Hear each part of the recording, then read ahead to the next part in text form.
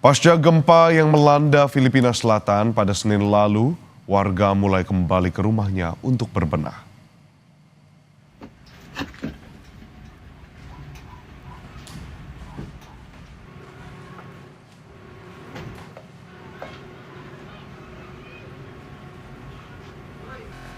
Sehari setelah gempa bermagnitudo 7,8 yang berpusat di lepas pantai Mindanao, sebagian warga mulai kembali ke rumahnya untuk melihat kerusakan. Gempa ini menewaskan sedikitnya 37 orang, 4 lainnya masih dinyatakan hilang, dan lebih dari 32.000 orang mengungsi. Saudara, sekitar 2.500 rumah dan 117 gedung dan fasilitas pemerintah rusak di beberapa provinsi.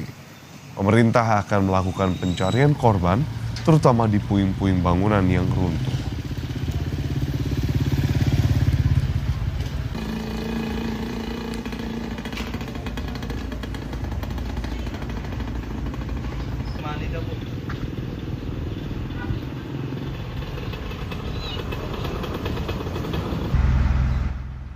Basta nakita namin yung mga kwan dito, mga tungkluring, gaganon-ganon ako. Siguro ganon ang kanya. Ang umbok-umbok niya. Isang bahay, gaganon-ganon ako. Ang takbo nga kami doon. Wala na akong magawa. Basta takbo na lang kami.